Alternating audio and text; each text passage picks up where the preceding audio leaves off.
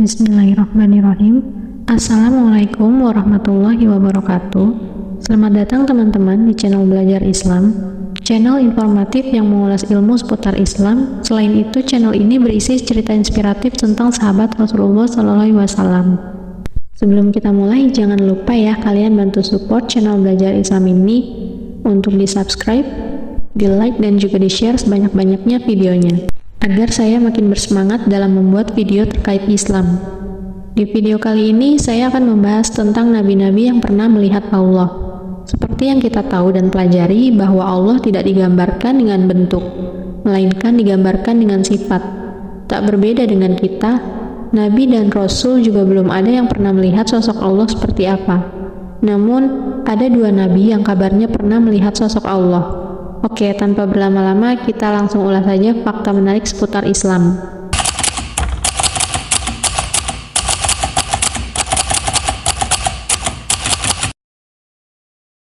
Allah adalah kata umum Arab untuk mencerminkan Tuhan. Kata tersebut diperkirakan berasal dari kontraksi dari al-ilah yang artinya Tuhan. Menurut Wikipedia, kata Allah telah digunakan oleh orang Arab dari berbagai agama sejak zaman sebelum Islam. Orang-orang Arab sebelum Islam menyembah dewa tertinggi yang mereka sebut Allah. Bersama dengan dewa-dewa lain yang lebih rendah, Allah adalah nama Tuhan yang kita yakini sebagai Zat Maha Tinggi yang nyata dan esa, Pencipta yang Maha Kuat dan Maha Tahu, yang abadi, penentu takdir dan hakim bagi semesta alam. Gambaran bentuk Allah tidak pernah dijelaskan, jadi tidak pernah ada yang bisa untuk mendeskripsikan bentuk Tuhan pemilik semesta alam ini. Sebagai umat muslim, kita patutnya meyakini bahwa Allah tidaklah berbentuk. Gambaran Allah dijelaskan melalui sifatnya. Yang kita perlu tahu bahwa Allah SWT memiliki sifat-sifat yang harus kita imani. Menurut para ulama, sifat-sifat Allah SWT yakni sifat wajib Allah, sifat mustahil Allah, dan sifat jaiz atau mukmin. Sesungguhnya sifat-sifat Allah SWT tidaklah terbatas. Pengelompokan ini bertujuan agar memudahkan umat muslim untuk mengenal dan memahami keagungan Allah SWT lewat sifat-sifatnya. Memahami sifat-sifat Allah SWT tersebut dapat menjadi salah satu cara belajar ketauhidan bagi seorang muslim. Dari sifat-sifat Allah yang digambarkan, tercatat ada dua nabi yang kabarnya pernah melihat Allah di momen tertentu. Ia adalah Nabi Musa dan juga Nabi Muhammad SAW.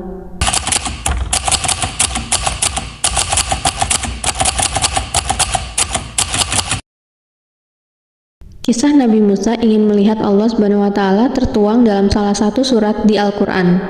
Hal ini berhubungan dengan kisah Nabi Musa alaihissalam menerima wahyu di Gunung Sinai, yang terletak di semenanjung Sinai, Mesir.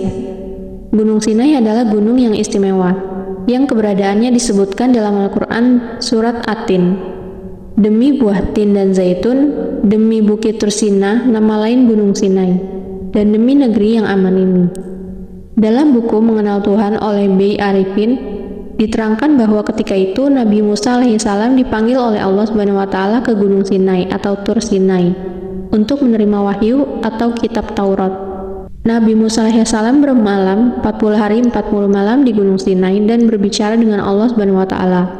Lalu muncul keinginan Nabi Musa alaihissalam ingin melihat Allah SWT.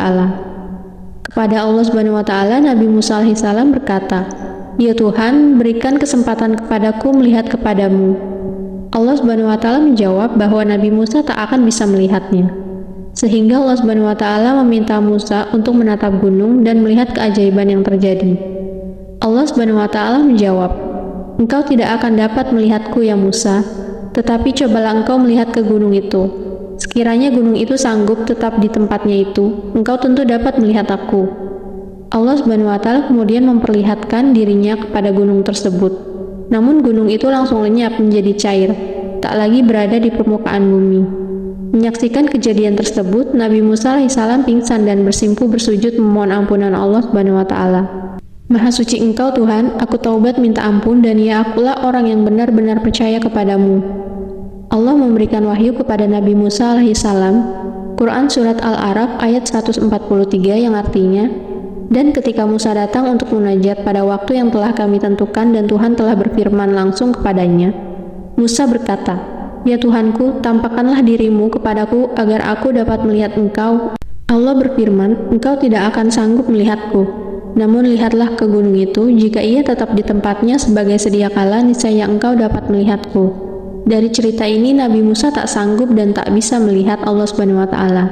Berbeda dengan kisah Nabi Musa, Rasulullah SAW juga pernah ingin melihat Allah Subhanahu wa Ta'ala.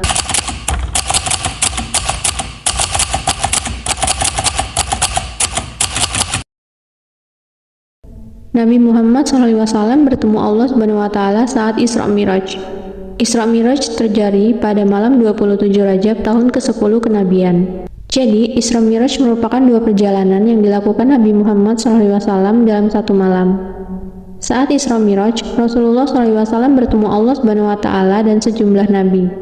Sehingga muncul pertanyaan, apakah Rasulullah SAW bisa melihat Sang Pencipta saat bertemu Allah Subhanahu wa Ta'ala?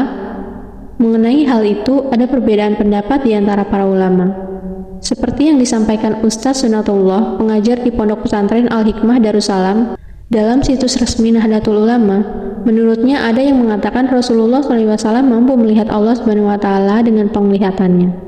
Seperti pendapat sahabat Ibnu Abbas, Ikrimah, dan Ka'bul Akbar, sebagaimana dikutip Imam Abu Hayyan menyebutkan, Rasulullah SAW melihat Allah Subhanahu wa Ta'ala saat Isra Mi'raj. Lalu pernyataan itu dipatahkan riwayat Sayyidah Siti Aisyah. Al-Kisah, pada suatu hari ia bertanya kepada Rasulullah SAW perihal tanda-tanda yang dilihatnya pada malam Isra Miraj. Waktu itu Rasulullah SAW menjawab, tanda-tanda itu adalah malaikat Jibril, bukan Allah Subhanahu wa Ta'ala. Syekh Nawawi Banten juga menyebut Rasulullah SAW melihat Allah Subhanahu wa Ta'ala, namun bukan melihat seperti manusia pada umumnya.